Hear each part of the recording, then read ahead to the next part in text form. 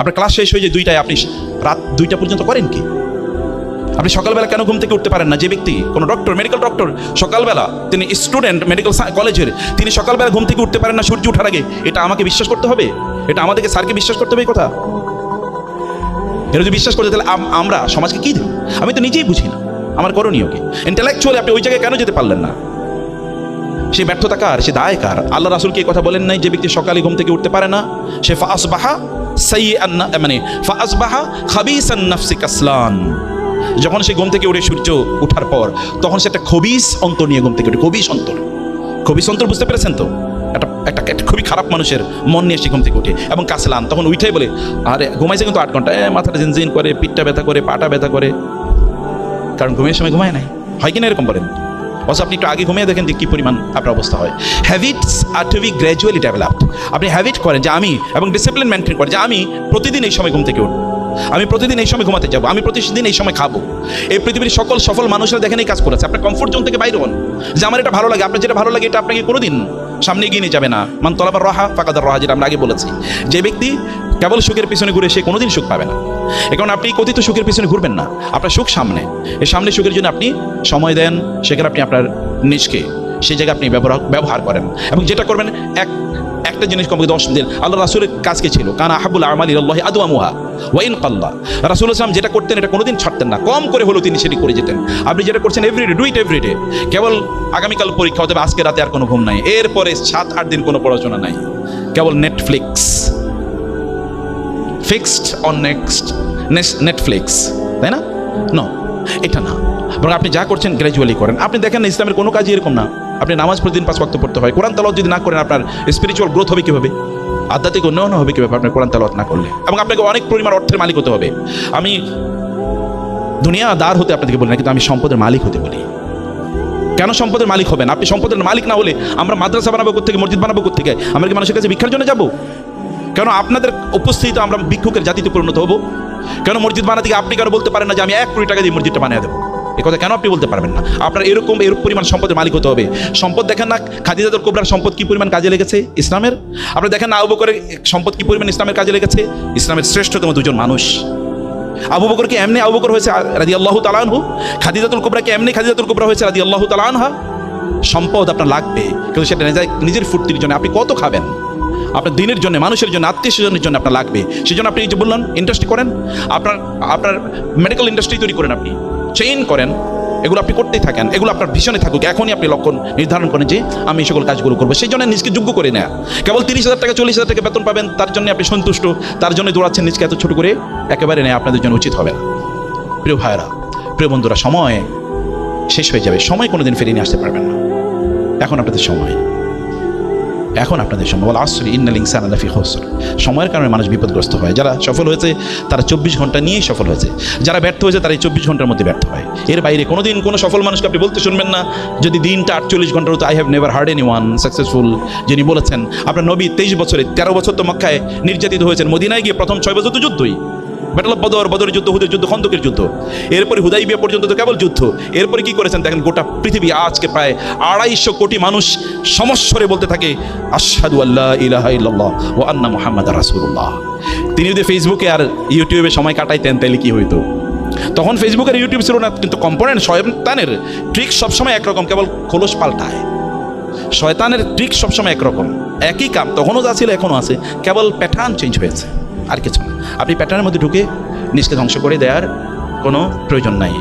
আপনি সময়ের মধ্যেই বেড়ে উঠুন, ফোকাস ঠিক করুন, গোল ঠিক করুন, লক্ষ্য ঠিক করুন। উম্মার জন্য অ্যাসেট হয়ে যান প্লিজ।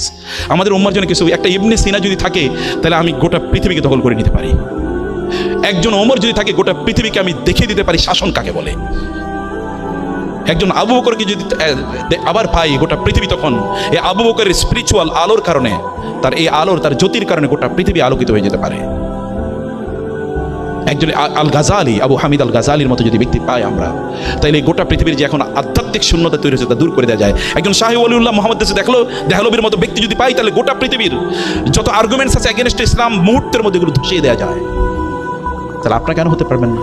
আপনারা তো তাদেরই উত্তরসূরি, সেই যোগ্যতা আপনাদের মধ্যে আছে। কেবল টাইমটাকে ব্যবহার করা লাগবে, কেবল সময়টাকে ব্যবহার করা লাগবে। পাকিস্তানের এক মেডিকেল ছাত্র, সে তার গ্রামে গিয়ে দেখলো যে ওইখানকার নারীরা তাদের বাচ্চা যখন প্রসব করবে, তখন তারা আশপাশে কোনো ক্লিনিক না ইত্যকার করবে কি, এগুলো তারা খুবই পেরেশানের মধ্যে ছিল। সেখানে নতুন আইডিয়া ডেভেলপ করলো, যেখানে কিছু প্রত্যেকটা গ্রামে কিছু মানুষদেরকে ট্রেনিং দেবে, মানে নারীদেরকে, তারা যেন এই ধাত্রীর কাজটা করে, প্রাথমিক কাজ।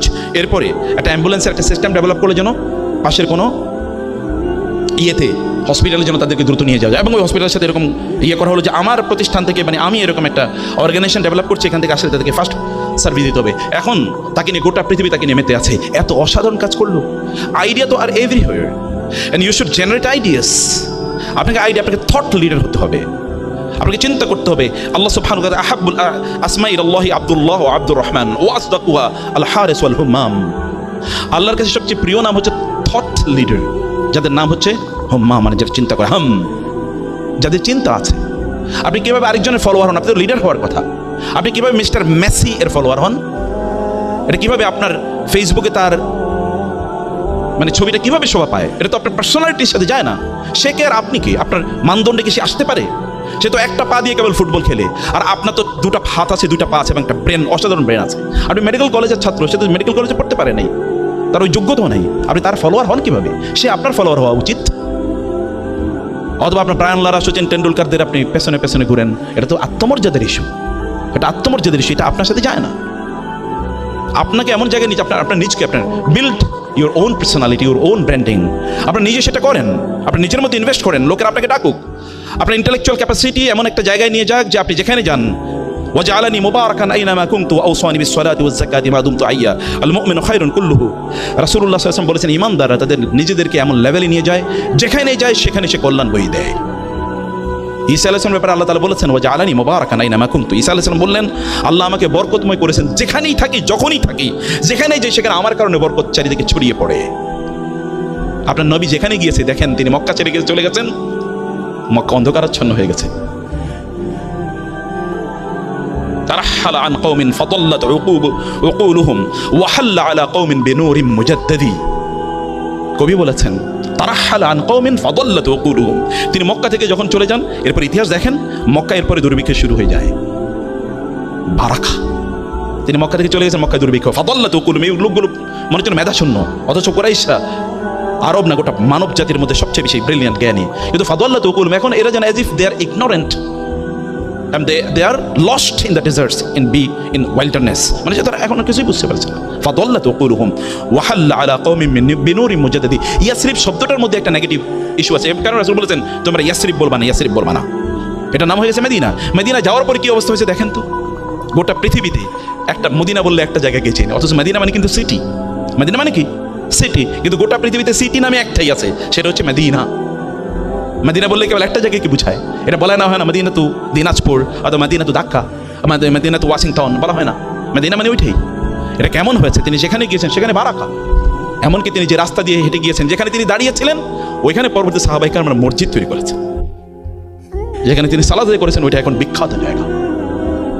এটা কারণ কি? পার্সোনালিটি, ব্যক্তিত্ব, নিজের মধ্যে ইনভেস্টমেন্ট, যেটা বলেছে। আপনারা বলেন, তিনি তার যৌবনে তাকে কেন আস-সাদিক এবং আল আমিন বলা হতো? কেন বলেন আস-সাদিক এবং আল আমিন কেন বলা হতো? তার নিজের মধ্যে ইনভেস্টমেন্ট সে জায়গায় তিনি করেছেন। পরম সত্যবাদী, পরম বিশ্বস্ত। যেই যুগে বেদুইনদের কাজই ছিল লুটেরা, মানে সেখানে মরুদস্যুর মতো করে তারা কাজ করবে, কারো সম্পদ লুট করে নিয়ে আসলে কোনো জবাব দিতে নাই। Might is right is the policy, was the policy of that society. সেখানে তিনি তার নিজকে কোথায় নিয়ে গিয়েছেন? তিনি সেখানে হেল্পফুল ফুজুল তৈরি করেন, এবং সেখানে তিনি লোকজনকে নিয়ে সমস্যার সমাধানের কথা চেষ্টা করেন, চিন্তা করেন।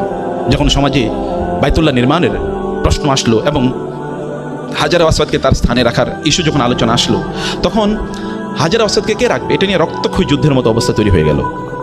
কেউ একজন বললেন, মুহাম্মদ আগামীকাল বাইতুল্লাহতে সর্বপ্রথম যিনি পা রাখবেন ভোরে সকালে সবার আগে এই প্রেমিসে, তাকেই আমরা দেব দায়িত্ব। তিনি যেই সিদ্ধান্ত দেন আমরা সেই সিদ্ধান্ত মেনে নেব।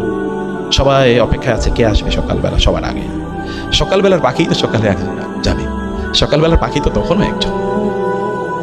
তিনি সেখানে যখন প্রবেশ করলেন, লোকেরা বলেন, হাদা আল আমিন রাদিনা বিকাদাহি। আলামিন এসছে, নামই হয়ে গেছে আলামিন। আলামিন এসে তিনি যা বলবেন তাই, আর তিনি কোনোদিন ভুল বলবেন না। সবার জন্য উইন উইন সিচুয়েশন। এবং আপনি জানেন পরে ঘটনা উইন উইন সিচুয়েশন কীভাবে হয়েছে। The problem is settled with his insights. আমাদের নিজেদেরকে ওই লেভেলে নিয়ে যাওয়া দরকার। এই যোগ্যতা আপনার তৈরি করতে হবে। ইউসুফ আলাইহিস সালামের কথা সূরা ইউসুফ তো আপনি পড়েন। ইউসুফ আলাইহিস সালাম কে সম্রাট ডেকে পাঠালেন। সম্রাট স্বপ্নে দেখেছেন, স্বপ্নের ব্যাখ্যা কেউ দিতে পারছে না। ইউসুফ আলাইহিস সালাম স্বপ্নের ব্যাখ্যা দিলেন এবং বলা হলো যে তাকে নিয়ে আসো। আস্তাখলিসু লিনাফসি, আমি তাকে আমার নিজের জন্য করে নেব একাকে। ইউসুফ আলাইহিস সালাম বললেন, জাআলনি আলা খাজাইনিল আরদি ইন্নী হাফিজুন আলিম, আমাকে দায়িত্ব দেন। এই যে ডিজাস্টার আপনি ম্যানেজ করতে পারবেন না, এই ম্যানেজমেন্ট তিনি কোথায় শিখলেন?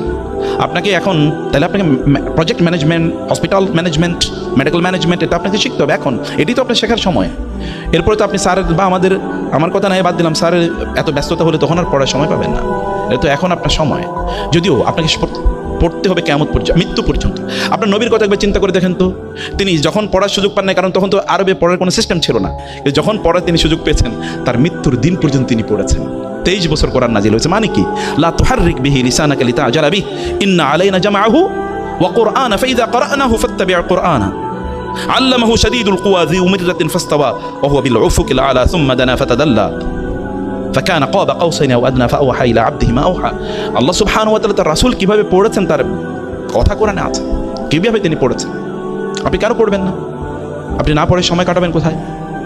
আপনি লেটেস্ট বইগুলো কেন পড়বেন না? লেটেস্ট লেকচারগুলো কেন শুনবেন না? আপনি লেটেস্ট মেডিকেল ইস্যু, ইনস্ট্রুমেন্ট কী আছে, অথবা কী কী প্রবলেম নতুন করে তৈরি হচ্ছে, সেগুলো সমাধান কি, সেগুলো কেন আপনি জানবেন না? আপনি কেন নতুন জিনিস আপনি কেবল আপনার টেক্সট বুকের এবং যেগুলো পরীক্ষা আসবে সেগুলো নিয়ে কেন আপনি ব্যস্ত থাকবেন? এর বাইরে আপনার পড়াশোনা কে করবে? সেটাকে আপনাকে অবশ্যই সেই জায়গায় আপনার নিজকে আপনার দাঁড়িয়ে নিয়ে যেতে হবে। এই কারণে আপনার নিজের মধ্যে আপনি ইনভেস্ট করুন, যে তখন আপনাকে ডেকে নেবে। যেখানে আপনি জান না কেন, আপনার যে ক্যাপিটাল তৈরি করেছেন আপনি, আপনার সম্মান লোকেরা সময়ের, আপনি কতটুকু সময় কোথায় দিচ্ছেন তার উপর ভিত্তি করে আপনার মর্যাদা কোনোদিন নির্ধারিত হবে না। বুঝতে পেরেছেন? আপনি কতটুকু সময় দিচ্ছেন তার উপর কোনোদিন নির্ধারিত হবে না। কোনো একজনের যে কোনো একটা জাহাজ এটা হঠাৎ করে বন্ধ হয়ে গেছে, মাঝে মাঝে গাড়িগুলো এরকম হয়, জাহাজ বন্ধ হয়ে গেছে। এখন জাহাজ বন্ধ হয়ে গেছে, কোনো কারণে আর জাহাজ চালাতে পারছে না। কি হয়েছে? তখন একজন টেকনিশিয়ানকে নিয়ে আসা হলো। টেকনিশিয়ান বলেছে আমি একটু দেখি। দেখার পরে বলো কোনো সমস্যা নেই, একটা হাতুড়ি নিয়ে আসেন। হাতুড়ি নিয়ে আসার পরে টেকনিশিয়ান একটা জায়গায় গিয়ে এরকম একটা কেবল করেছে, বাড়ি দিয়েছে। তো ভালো, এখন চলতেছে, জাহাজ চলছে। তো বলো বিল, বলে $50। $50? এটা তো সর্বোচ্চ $1 হওয়ার কথা। বলে হ্যাঁ, এটা $1 হওয়ার কথা, কিন্তু কোন জায়গাটা বাড়ি দেওয়া দরকার এটা জানার জন্য $49 দেওয়া লাগবে আপনাকে। বাড়ি কোথায় দিতে, আপনি এত করে বাড়ি দিতে পারেন না তো। আপনি জানি কোথায় আঘাত করতে হবে, আই নো ইট। এবং এই কারণে আপনাকে আরো $49 দেওয়া লাগবে। আর কথা ঠিক, আপনাকে জানতে হবে আপনার সময়ের উপর নির্ভর করে আপনি কোনোদিন আপনার নিজকে মর্যাদাবান করতে পারবেন না, যে আমি এখানে এত সময় দিচ্ছি, ওইখানে এত সময় দিচ্ছি। But what sort of capability, skill, যোগ্যতা আপনি কি ডেভেলপ করেছেন? ইউসুফ আলাইহিস সালাম তো কৃতদাস আকারে তিনি বাজারে বিক্রি হয়ে গেছেন, তাই না? সেই কৃতদাসকে কি করেছে? বলছে আমাকে। তারপরে মিশরের সম্রাট তিনি কিভাবে হয়েছেন? তিনি তো এমনি মিশরের সম্রাট হন নাই, এমনি মিশরের সম্রাট হন নাই। মক্কার লোকেরা কেন আপনার নবীর পিছনে এরকম ঘুরেছে? কেন তৎকালীন রোমান এম্পায়ার সম্রাটরা কেন ওমর রাদিয়াল্লাহু তাআলা আনহুর রাজত্ব দেখার জন্য, তার শাসন ব্যবস্থা দেখার জন্য আসতো? কেন গান্ধীকে যখন বলা হয়েছিল, যখন পাকিস্তান এবং ইন্ডিয়া যখন ভাগ হয়, তাকে বলা হয়েছিল যে পাকিস্তান মুসলমানদের তো একটা কনস্টিটিউশন আছে, কোরআন আছে, তারা সেইভাবে তাদের দেশ পরিচালনা করবে। But what do you have? আপনাদের কি আছে? আপনি কীভাবে রাষ্ট্র পরিচালনা করবেন? তিনি একটা বই দেখিয়ে বলেছেন, এই বই অনুসারে। বলো বইটা কি? বলেছে life and administration of Omar. এই ওমরের অ্যাডমিনিস্ট্রেশন কি ছিল এটাই আমার জন্য দোষ, আর কিছু লাগবে না। এই পৃথিবীর সর্বশ্রেষ্ঠ অ্যাডমিনিস্ট্রেটরের নাম হলো ওমর ইবনুল খাত্তাব রাদিয়াল্লাহু তাআলা আনহু। কোত্থেকে শিখেছেন? কোত্থেকে পড়েছেন? আপনার সেই জেনিয়াস, আমরা সেরকম একটা জেনিয়াস নিজকে এরকম একটা জায়গায় আপনাদেরকে নিয়ে যাওয়া দরকার। মোরাল ক্যাপিটাল নিজের মধ্যে অবশ্যই বিল্ড আপ করতে হবে। মোরাল ক্যাপিটাল বিল্ড আপ করতে হবে, ইন্টেলেকচুয়াল ক্যাপিটাল, এর পাশাপাশি আপনার স্পিরিচুয়াল ক্যাপিটাল বিল্ড আপ করতে হবে। আপনি অনেক সফল, কিন্তু আল্লাহর সামনে আপনার সামান্য কোনো দাম নাই। যেমন ফেরাউনকে যখন লোহিত সাগরে নিমজ্জিত করে হত্যা করা হয়, তখন ফেরাউন বলছিল আমানতু বিল্লাযী আমানা বিহি বানু ইসরাঈল। বানু ইসরাঈল অথবা মূসা এবং হারুন যেই রবের প্রতি ঈমান এনেছেন, আমি তার প্রতি ঈমান আনলাম। এই কথা যখন সে বলছিল, তখন ইয়া আল্লাহ, ইয়া আল্লাহ, ইয়া রাব, ইয়া ইলাহি, এই কথা যখন বলছিল, তখন ফেরেশতারা বলেন আল্লাহ, একটা আওয়াজ আসতেছে, আওয়াজটার মধ্যে একটু গন্ধ আছে, দুর্গন্ধ। আপনার নাম ডাকতেছে, এটা কোন? এটা কে? বলে এটা ফেরাউন। আল্লাহ প্লিজ ফেরাউনের দোয়াটা কবুল করেন না প্লিজ, কারণ আল্লাহ তো মেহেরবান, কবুল করেও ফেলতে পারেন। প্লিজ আল্লাহ ফেরাউনের দোয়া কবুল করেন না।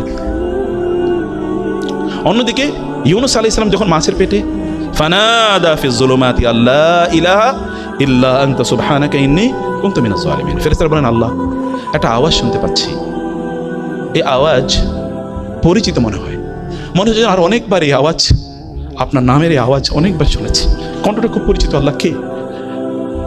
বলি ইউনুস। বলে আল্লাহ দ্রুত ইউনুসের দোয়া কবুল করে নেন, প্লিজ দ্রুত কবুল করেন। আল্লাহ তাআলা বলেন ফাস্তাজাবনা লাহু ওয়া নাজ্জাইনাহু মিনাল গাম ওয়া কাযালিকা নুনজিল মুমিন। আপনারা যারা আরবি ভাষা বুঝেন, এটা বাবুল ইস্তেফাল। বাবুল ইস্তেফালের একটা খাসিয়ত হচ্ছে এটা দ্রুত, ইমিডিয়েটলি, এখনই। বলে ফাস্তাজাবনা, আমি immediately responded to his prayer. ওয়া নাজ্জাইনাহু মিনাল গাম, এবং বাবুত তাফঈল এর একটা খাসিয়ত হচ্ছে ব্যাপকতা, আল কাসরা বুঝায়। আমি তাকে এমনভাবে সেখান থেকে উদ্ধার করে নিয়ে আসলাম যেন এতদিন এই যে মাছের পেটে ছিল, সমুদ্রের মধ্যে ছিল, তার মধ্যে যে বিভিন্ন ধরনের প্রবলেম তৈরি হওয়ার কথা, এগুলো কিছুই হয় না, কারণ তার শরীরটা তুলতুলে হয়ে যাওয়ার কথা, এখানে বিভিন্ন ধরনের মানে গোটা ইত্যাদি তৈরি হয়ে যাওয়ার কথা, অনেক কিছু, কোনো কিছু হয় নাই। তরতাজা মানুষ সেখান থেকে বের করে নিয়ে এসেছি আমি তাকে। আপনার জন্য ফেরেশতারা গর্ব করে কিনা? স্পিরিচুয়াল আপনি নিজেকে এভাবে ডেভেলপ করছেন কিনা, নাকি শয়তান আপনার ব্যাপারে গর্ব করে? ফেরেশতারা গর্ব করে কিনা? ফেরেশতাকে বলে কিনা? রাসূল ইসলাম একবার ঘর থেকে বের হলেন, তিনি দেখলেন কয়েকজন লোক মসজিদে নববীতে বসে আছে। তিনি তাদেরকে বললেন, মা আজলাসাকুম হুনা, কিসে তোমাদেরকে এখানে বসিয়ে রেখেছে? তারা বললেন, আমরা এখানে কেবল আল্লাহ জিকির করার জন্য, আল্লাহকে নিয়ে আলোচনা করা ইত্যাদির জন্য আমরা বসে আছি। রাসূলুল্লাহ সাল্লাল্লাহু আলাইহি ওয়াসাল্লাম বললেন, আস্তাহলিফুকুম, আমি তোমাদেরকে আল্লাহর নামে শপথ করে জিজ্ঞেস করছি, তোমরা কি এই জন্য কেবল বসে আসছো এখানে? আল্লাহু আজলাসাকুম, মানে আল্লাহ কেবল তোমাদেরকে এখানে বসিয়ে রেখেছে, মানে আল্লাহ জিকিরই, আল্লাহর উদ্দেশ্য, আল্লাহর জন্যই করছো? বলে হ্যাঁ, এই জন্যই বসে আছি। তিনি বললেন, লান আস্তাহলিফাকুম তুহমাতান লাকুম ওয়ালাকিন্না জিবরিল ক্বাদ জাআনি ওয়া আখবারানি আন্নাল্লাহা ক্বাদ ইউবাহি বিকুম আল মালাইকা। তিনি বললেন, আমি তোমাদেরকে সন্দেহ করে জিজ্ঞেস করছি না, বরং আমি একটু বিস্মিত হয়েছিলাম যে ফেরেশতা জিবরিল আমাকে মাত্র এসে বলে গেল, তোমাদের কথা আল্লাহ তাআলা সবচেয়ে গুরুত্বপূর্ণ ফেরেশতা যারা, প্রধানতম ফেরেশতা যারা, তাদের সাথে আলোচনা করছেন এবং গর্ব করে বলছেন, দেখো এই যে আমার বান্দারা, দেখো তোমরা না বলছিলা কেন বানাই, এবার দেখো কেন বানাইছি।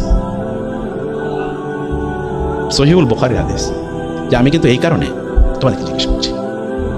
সম্মানিত ভাইয়েরা, বোনেরা, আপনার নিজের মোরাল ডেভেলপমেন্ট লাগবে, এটা আপনাকে গ্র্যাজুয়ালি করতে হবে, এটা আপনাকেই করতে হবে, অন্য কেউ এটা হঠাৎ করে কোনোদিন তৈরি হয় না। আপনার রাসূলের ব্যাপারে আল্লাহ তাআলা কি বলছেন দেখেন, তিনি তো এখন নবী, তো তার তো পার্সোনাল গ্রোথের আর প্রয়োজন নাই। কিন্তু আল্লাহ কি বলেছেন, ইয়া আইয়ুহাল মুযাম্মিল কুমিল লাইলা ইল্লা কালিলা নিসফাহু আও ইনকুস মিনহু কালিলা আও জিদ আলাইহি ওয়ারাত্তিলিল কুরআনা তারতিলা। রাতের অর্ধেক, তার চেয়ে বেশি অথবা তার চেয়ে কম, অথবা পুরা রাত দাঁড়িয়ে আপনি সালাত আদায় করুন। ওয়ামিনাল লাইলি ফাতাহাজ্জাদ বিহি নাফিলাতাল লাক। আমরা পড়ি 5 ওয়াক্ত নামাজ, তিনি প্রতিদিন 6 ওয়াক্ত পড়তেন। আমরা পড়ি 17 রাকাত, তিনি প্রতিদিন কমপক্ষে 40 রাকাত পড়তেন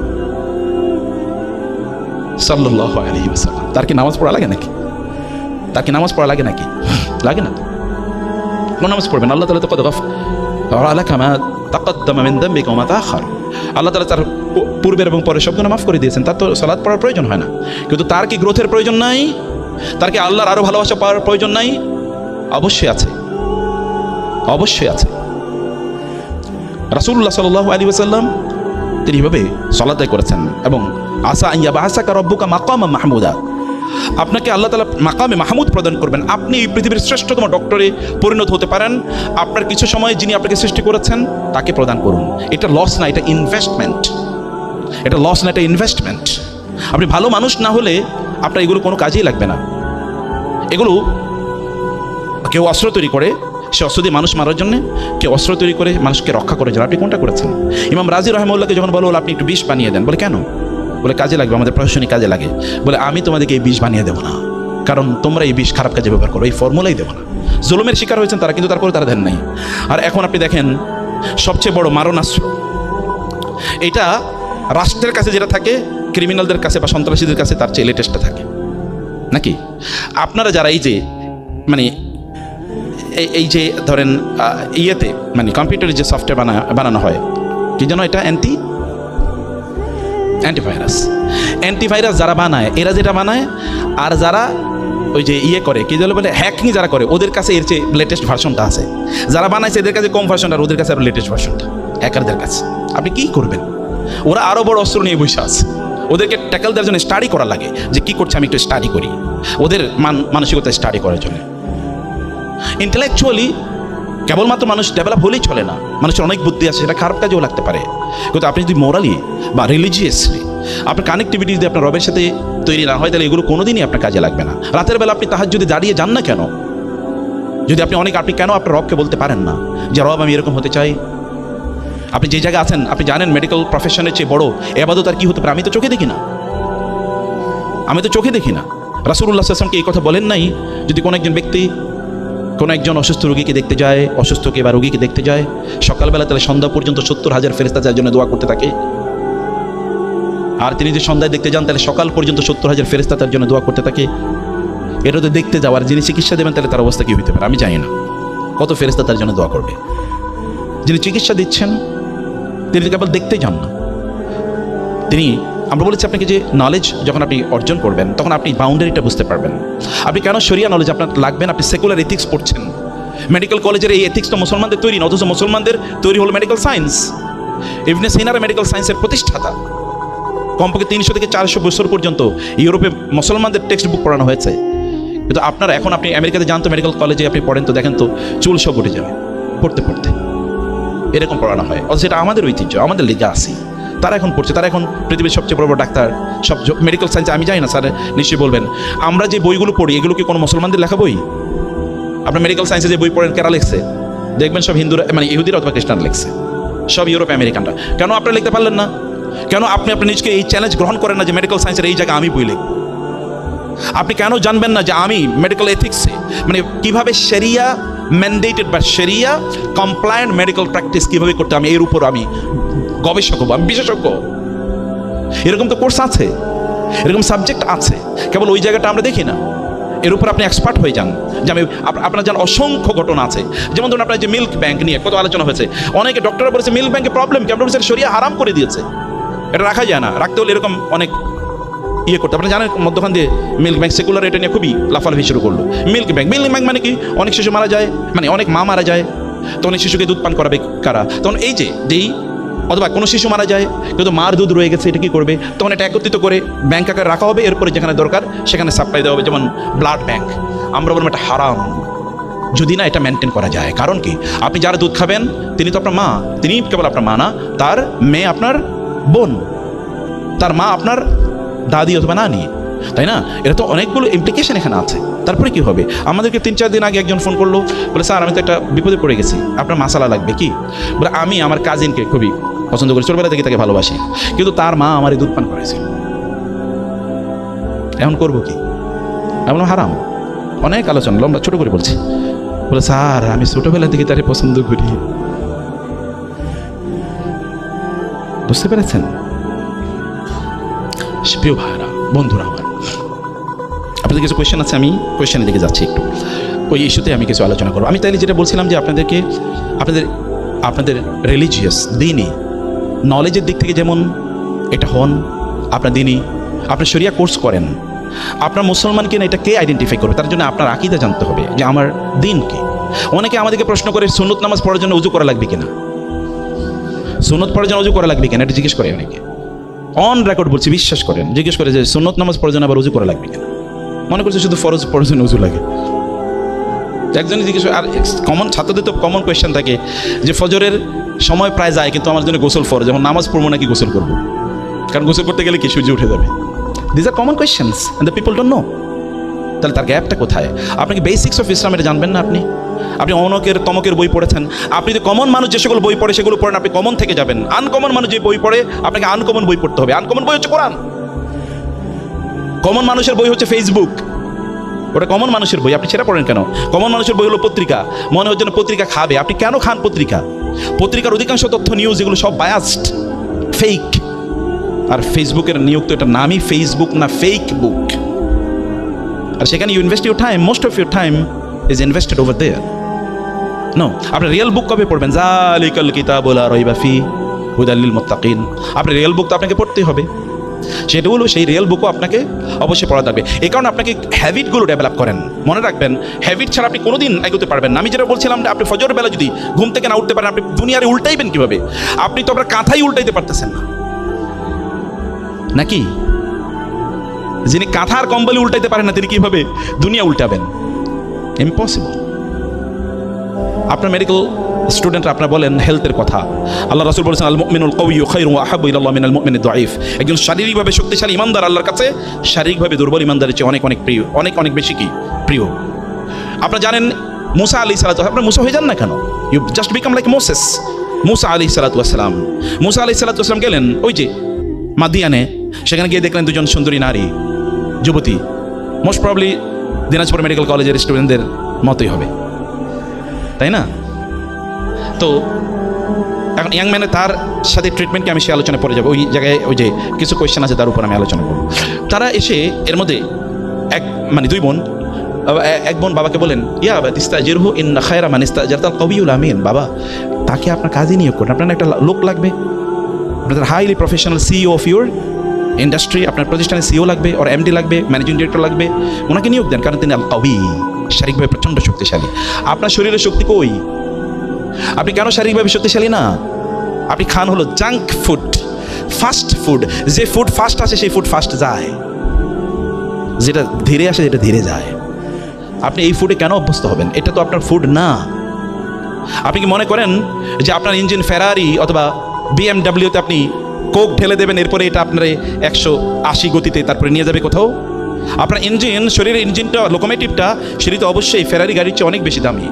এখানে ভরতেছেন কি? ফুয়েলকে, এটার জন্য ফুয়েলকে, অথবা এটার জন্য আপনার লুব্রিক্যান্ট কি, what is the lubricant you are using, সেটা আপনি করতে হবে। আপনি রাতের বেলা আপনার মেডিকেলে বলেন যে মানুষ সন্ধ্যাবেলা, আমার ব্যক্তিগত জীবনে এরকম অসংখ্যভাবে ঘটেছে, মানে এর মধ্যেও আমি অনেক কোর্স পড়াই, প্রচুর পরিমাণ রাতে আমাকে কাজ করতে হয়। তো মাঝে মাঝে আমি অন টেস্ট, আল্লাহ রাসূলের সিরা, তো আমি সিরাকে নিজে এক্সপিরিয়েন্স করার চেষ্টা করি। একবার হলো এখন থেকে 7-8 দিন আগে, আমার আজকে সারা রাত কাজ করতে হবে, কিন্তু আমার তো আবার শরীরও টিকে রাখতে হবে। আমি কি করলাম, এশার নামাজের পরপরই 15 থেকে 20 মিনিট, সর্বোচ্চ আধা ঘন্টা, আমার মনে নাই, আধা ঘন্টা তো এক্সিড করেই নাই, তার চেয়ে কম ঘুমালাম। আপনি জানেন সারাটা রাত না, শুধু এর পরের দিনও আমার শরীরে সামান্যতম ক্লান্তি আমি ফিল করি নাই, আলহামদুলিল্লাহ। কারণটা কি? কারণ হচ্ছে মানুষ যখন এই সময়, যখন এটা যদি 8টা-9টা, রাসূল সাল্লাল্লাহু কখন ঘুমাতে যেতেন? ইউজুয়ালি আরব দেশে 8:30টায় এশার নামাজ হয়, আর খাবার আগে হয়ে যায়। এটা খাবার, আর আল্লাহ রাসূলের জীবনে কোনোদিন রাত্রে 11টা-12টায় খাবার খেয়েছেন? আই চ্যালেঞ্জ ইউ, যদি আপনি একটা ঘটনা দেখাতে পারেন, একটা, সন্ধ্যার পরেই তিনি খেয়ে ফেলতেন। যাই হোক, তো এই সময়ে যদি 9টা বা 9:30 বলি, 9টা 9:30 থেকে শুরু করে 1টা পর্যন্ত, এই সময় আপনার ব্রেনটা যে লেভেলে থাকে, এটা হলো যদি আমরা মোবাইল যদি চার্জ দিই, ফর এক্সাম্পল একবার 100 ক্যাপাসিটি আছে ইলেকট্রিসিটিতে, এটা যদি আপনি চার্জার লাগান এবং একটা ফাস্ট চার্জার লাগান, দেখবেন আপনার উইদিন এ ফিউ মিনিটস আপনার ব্যাটারি কি ফুল হয়ে গেছে, চার্জ হয়ে গেছে। আর যদি একটা লো গ্রেডের ব্যাটারির সাথে আপনি কানেকশন দেন, তাহলে দেখবেন 3-4 ঘন্টা চলে যাচ্ছে, কি ব্যাটারি, আপনার গাড়ি চার্জ হয় না, মোবাইল চার্জ হয় না। এটা আপনার যে ব্রেন যে চার্জ নেবে, চার্জ নেওয়ার জন্য তো এই সময়, আপনি ওই সময় জেগে আছেন, তাহলে আপনি এরপরে কেন আপনি মনে করবেন যে আপনি খুবই শক্তিশালী থাকবেন শারীরিকভাবে? আল্লাহ রাসূল কি কথা বলেন নাই, যে ব্যক্তি সকালে ঘুম থেকে উঠতে পারে না, সে ফাসবাহা সাইয়্যান, মানে ফাসবাহা খাবিসান নাফসি কাসলান, যখন সে ঘুম থেকে উঠে সূর্য ওঠার পর, তখন সেটা খবিস অন্তর নিয়ে ঘুম থেকে উঠে। খবিস অন্তর, খবিস অন্তর বুঝতে পেরেছেন তো? একটা খুবই খারাপ মানুষের মন নিয়ে সে ঘুম থেকে উঠে, এবং কাসলান, তখন উঠেই বলে, আরে ঘুমাইছে কিন্তু 8 ঘন্টা, মাথাটা জিনজিন করে, পিঠটা ব্যথা করে, পাটা ব্যথা করে, কারণ ঘুমের সময় ঘুমায় নাই। হয় কিনা এরকম বলেন? অথচ আপনি একটু আগে ঘুমিয়ে দেখেন যে কী পরিমাণ আপনার অবস্থা হয়। হ্যাবিটস আর টু বি গ্র্যাজুয়ালি ডেভেলপড। আপনি হ্যাবিট করেন যে আমি, এবং ডিসিপ্লিন মেনটেন করেন যে আমি প্রতিদিন এই সময় ঘুম থেকে উঠবো, আমি প্রতিদিন এই সময় ঘুমাতে যাবো, আমি প্রতিদিন এই সময় খাবো। এই পৃথিবীর সকল সফল মানুষরা দেখেন এই কাজ করেছে। আপনার কমফোর্ট জোন থেকে বাইরে হন, যে আমার এটা ভালো লাগে, আপনার যেটা ভালো লাগে এটা আপনাকে কোনোদিন সামনে এগিয়ে নিয়ে যাবে না। মান তলাবার রাহা ফাকাদার রাহা, যেটা আমরা আগে বলেছি, যে ব্যক্তি কেবল সুখের পিছনে ঘুরে সে কোনোদিন সুখ পাবে না। এখন আপনি কথিত সুখের পিছনে ঘুরবেন না, আপনার সুখ সামনে, এই সামনে সুখের জন্য আপনি সময় দেন, সেখানে আপনি আপনার নিজকে সেই জায়গায় আপনি ব্যবহার করেন, এবং যেটা করবেন একটা জিনিস কমপক্ষে 10 দিন। আল্লাহ রাসূলের কাজ কি ছিল? কানা আহাব্বুল আমালি ইলাল্লাহি আদওয়ামুহা ওয়া ইন কাল্লা। রাসূল সাল্লাল্লাহু আলাইহি ওয়াসাল্লাম যেটা করতেন এটা কোনোদিন ছাড়তেন না, কম করে হলেও তিনি সেটি করে যেতেন। আপনি যেটা করছেন এভরিডে, ডু ইট এভরিডে। কেবল আগামীকাল পরীক্ষা, অথবা আজকে রাতে আর কোনো ঘুম নাই, এরপরে 7-8 দিন কোনো পড়াশোনা নাই, কেবল নেটফ্লিক্স, ফিক্সড অন নেটফ্লিক্স, তাই না? নো, এটা না, বরং আপনি যা করছেন গ্র্যাজুয়ালি করেন। আপনি দেখেন না, ইসলামের কোনো কাজই এরকম না। আপনি নামাজ প্রতিদিন 5 ওয়াক্ত পড়তে হয়, কোরআন তেলাওয়াত যদি না করেন আপনার স্পিরিচুয়াল গ্রোথ হবে কীভাবে? আধ্যাত্মিক উন্নয়ন হবে কীভাবে আপনার কোরআন তেলাওয়াত না করলে? এবং আপনাকে অনেক পরিমাণ অর্থের মালিক হতে হবে। আমি দুনিয়াদার হতে আপনাদেরকে বলি না, কিন্তু আমি সম্পদের মালিক হতে বলি। কেন সম্পদের মালিক হবেন? আপনি সম্পদের মালিক না হলে আমরা মাদ্রাসা বানাবো কোত্থেকে, মসজিদ বানাবো কোত্থেকে? আমরা কি মানুষের কাছে ভিক্ষার জন্য যাব? কেন আপনাদের উপস্থিতিতে আমরা ভিক্ষুকের জাতিতে পরিণত হব? কেন মসজিদ বানাতে গিয়ে আপনি কেন বলতে পারেন না যে আমি 1 কোটি টাকা দিয়ে মসজিদটা বানিয়ে দেবো? এই কথা কেন আপনি বলতে পারবেন না?